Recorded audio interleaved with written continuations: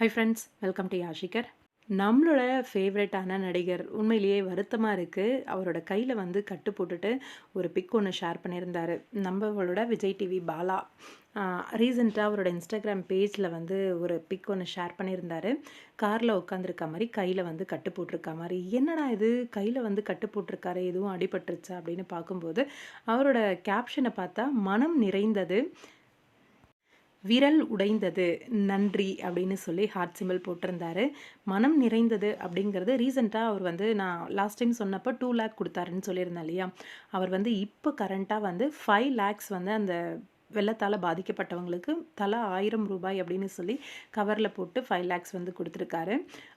இந்த மாதிரி கொடுத்தது மட்டும் கிடையாது, குடுத்தப்ப ஏதாவது அடிபட்டுச்சா? இல்ல வேற ஏதாவது இஷ்யூவா என்ன அப்படின்னு தெரியல. மனசு நெறஞ்சிருச்சு, விரல் உடைஞ்சிருச்சு அப்படின்னு சொல்லி அந்த பிக் வந்து ஷேர் பண்ணியிருந்தாரு.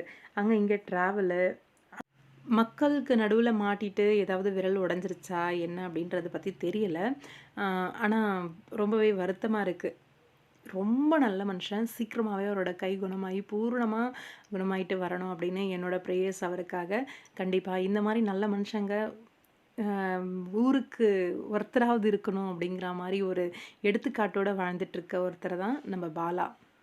கண்டிப்பா சீக்கிரமா அவரோட விரல் வந்து சரியாயிடணும், அந்த உடைஞ்ச விரல் எல்லாம். ரீசெண்டான டேஸில் ஹீரோவுக்கு எந்த அளவுக்கு ஃபேன்ஸ் வருவாங்களோ அந்த அளவுக்கு நம்ம பாலாவுக்கு ஃபேன்ஸ் கிரியேட் ஆகியிருக்காங்க. தல நீங்கள் அரசியலுக்கு வாங்க தல அப்படிலாம் சொல்லி கூப்பிட்டுட்டு இருக்காங்க. வந்தால் நல்லா தான் இருக்கும்ல. இவங்க மாதிரி ஆளுங்களால தான் மாற்றம் வரும்.